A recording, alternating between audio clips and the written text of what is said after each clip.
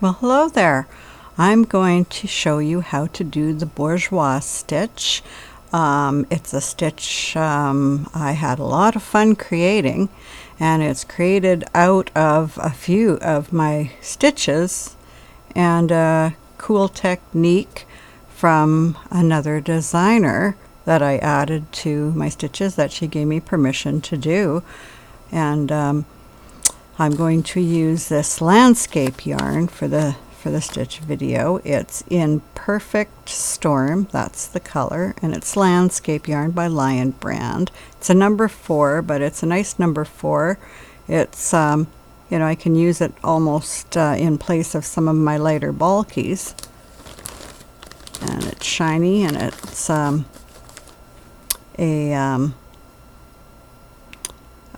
delicate yarn. It can break. You have to be careful with it, but it has a really beautiful high shine to it, and it really shows off your stitches so you can see what they look like. And it's a roving yarn, and it has no stretch to it. Okay, so the loom I'm using is a 5/8 inch Cindy Wood loom. It's a 9 inch with 42 pegs. And to mark it, so what you're going to need is, it's a 3 peg stitch, so multiples of 3 plus 4, because you need 2 for each end peg. And I think I need to just adjust my camera up a little bit there. Yeah, there we go. Okay, so what once you've figured out the pegs you're going to do, so in my groups of 3, there's always going to be a peg that you mark in the middle of them. So no marker, marker, no marker, then no marker, marker, no marker, no marker, marker, no marker. So here's peg 1, peg 2, peg 3, no marker, peg 4 as a marker, 5, 6, no marker, peg 7 as a marker, 8, 9, no marker, peg 10 has a marker. So each group of 3, I only put the marker in the middle. Another group of 3, just the marker in the middle. Another group of 3, just the marker in the middle. And then I marked my end pegs together. I just did a figure 8 with a medium needle knitting stitch marker. Makes a great way for me to tie together the 2 end pegs. And I've already done these 2, so I'm not going to do it, but I'm going to give you enough in the stitch video that at least you know an end that will work with it. And I'm going to show you the stitch that I started here. It's dark, but I'm going to go further to where the color gets lighter so you can see it. But it's a really, really pretty stitch. It has this beautiful texture here.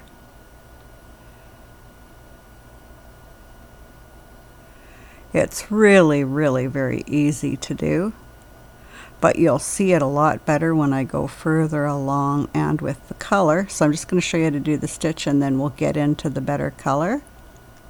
And here's how my edges work with it. It just goes right in with the pattern and looks like part of it. Okay, so I'm just going to show you how to do it. So it's a 2-row pattern. Row 1, you take the loops off the unmarked pegs on either side of your marker and you slip them on the marked peg. So the marked peg now has 3 stitches on it. Next marked peg, take the working yarn, slip it onto the marked peg. Next working yarn onto the marked peg. Here, take the yarn, put it onto the marked peg, over here again onto the marked peg, and that is all that there is to it for setting it up for your first row. Now here's the stitches you do. So this is one of the stitches I developed. I do an E-wrap, and then I do a purl over with the E-wrap. So normally purl overs are done with a U-wrap. They're done when you have a yarn there, U-wrap, and then you do your purl over. But I'm doing it on 1 peg, and I'm just doing an E-wrap and then a purl over on 1 peg, So this is one of my stitches, and we're going to do it on a yarn over peg that we took the yarn off. Then on every peg that we have the 3 loops on, we're just going to purl them over. So just purl it over. And oh, the purl over, when I was talking about the purl over here, the purl over is Theresa Higby's stitch. She gave me permission to use, and so I've been using it in different ways, so I developed this E-wrap purl over on one peg. So there we go. I'll make sure I explain everything that I plan to in a video. Okay, now we're back here, so we're going to do this E-wrap purl over.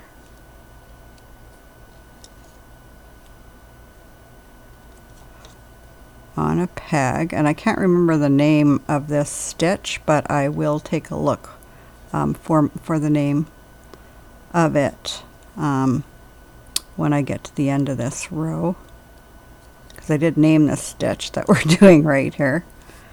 Okay, and then back to the purl over, or the purl that we're going to do with the 3 loops together.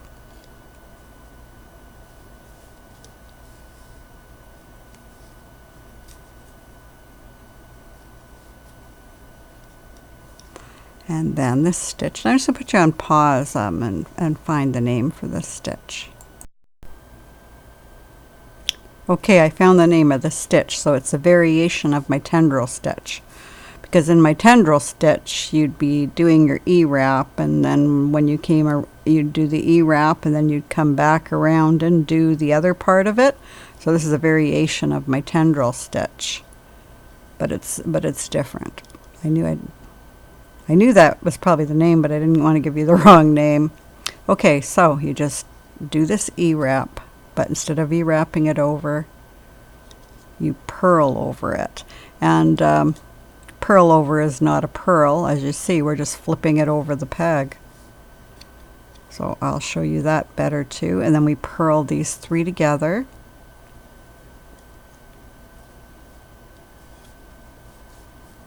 And doesn't stretch, so I'm going to have to work it over the peg. Yarn. Okay, so we go around an E-wrap motion, and then our yarn's at the top. When you purl, your yarn's at the bottom. You come under it in a knit style, pull up the loop like you're pulling up a knit style, and then you just flip it. Twist it on me. Keep it straight, you just flip it over. You don't knit it off, you just flip it over and tighten. So the purl over is not like a purl, it's more like a knit, but you don't knit it off, you flip it over. And then I'm doing the an E-wrap border. Not an E-wrap border, an owl eye border. And this is my owl eye border on 2 pegs. This is how I do it. I go knit over, U-wrap knit over the first peg, then I knit over both pegs and knit them off, and then I'm at this peg, I turn around and I knit this one and this one. I take this one and wrap from the back and wrap over it again, and that's my owl eye border. And then what we do is we are just going to do the owl eye all the way back. So to do that, you go like this, and this is how you do my owl eye stitch. Okay, you're on peg 1, you go over peg 1 and 2, knit over.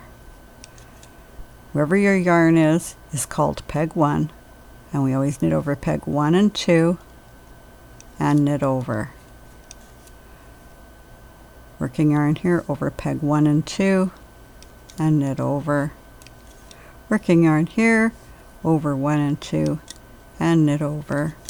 Working yarn here over 1 and 2 and knit over.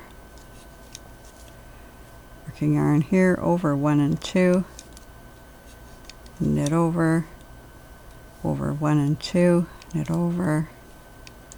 And that's all there is to it. That's row 2. So you have your 2 rows, and that's what makes this stitch.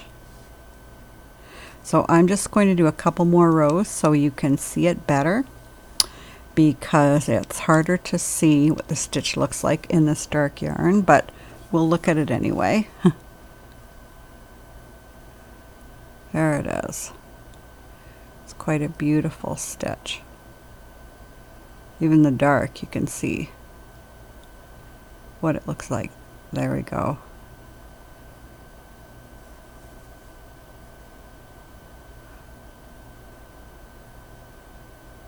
So that's why I'm calling it the Bourgeois Stitch. The Bourgeois is just a pretty name, I thought, for this stitch.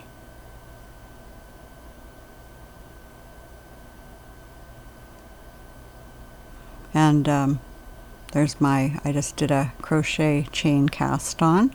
I did 3 rows of owl eye to start, and then I showed you the borders I did and everything, so you'd be able to do a project. I will have a project in it, but for now I just really wanted to show you the stitch and give you some tips to be able to work with it and do it if you'd like to do it.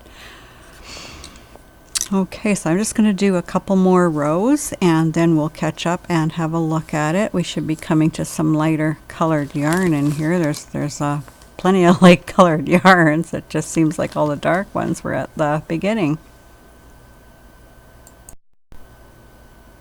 Well, I pulled out a bunch of the yarn and it's dark. It's going to be dark for quite a while before it gets light. So we'll just have to take a really good look at it. Darker, it's still, you still see what everything looks like. I just thought a lighter color would make you see it better.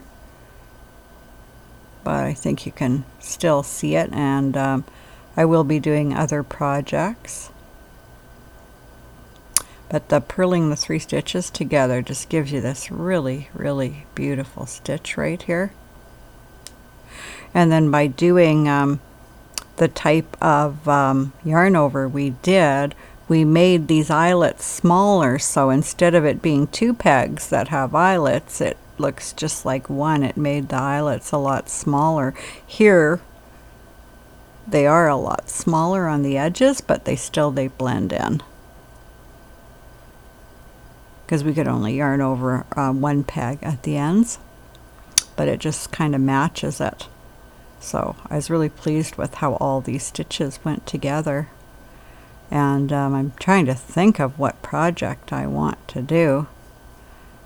Probably a shawl or a really, really thick scarf or something. But it's really beautiful. And then the other side is really pretty too. That's what the other side looks like.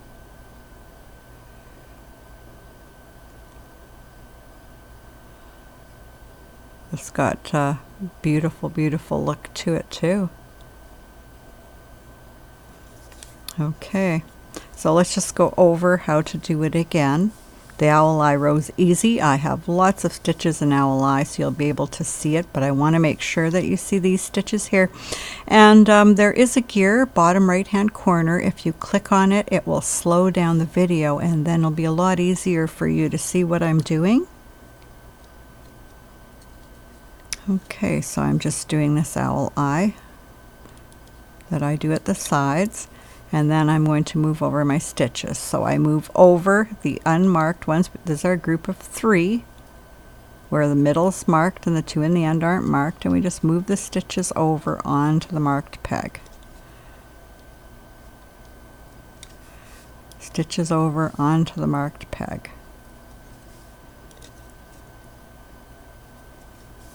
And stitches over onto the marked peg.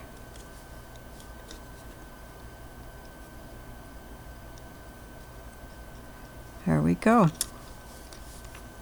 And then we go to wrap the row. So on every blank peg, we do an E-wrap, but we don't knit it off the regular way.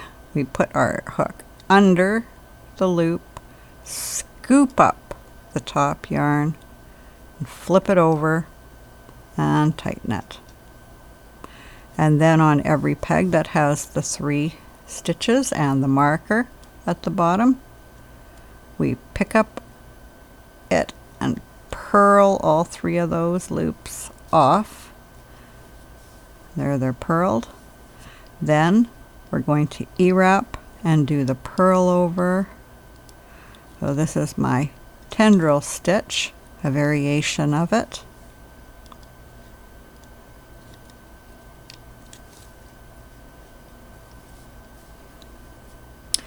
And then we're going to purl this over.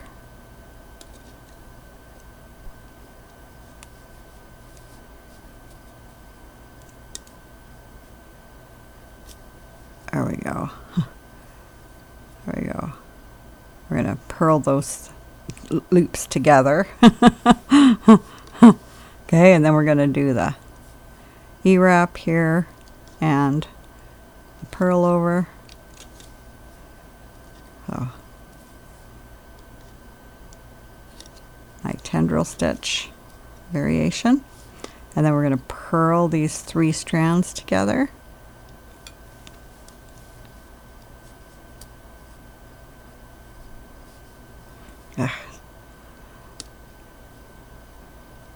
I think in my project, because I'm purling 3 together, I'm going to use a yarn that has just a tiny bit of stretch to it, because there are a lot of even roving yarns that have some stretch, and Landscapes has 0.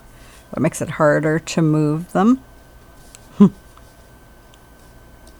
And then we do this E-wrap, purl over. And then I do my owl eye border. And then I come back. And then I'm just going to do the owl eye back. Row 2 is always the owl eye, and here is our stitch. And I'm just going to stretch out the stitches a little bit, because it'll make it easier for you to see them because they're tight on the loom. There you can see that we have a lace stitch going on. There, light came on. You can see what it looks like. So it's a really, really pretty stitch, and as you see, it's really, really easy to do. And again, this side looks like this. A lot of texture. It looks really beautiful too.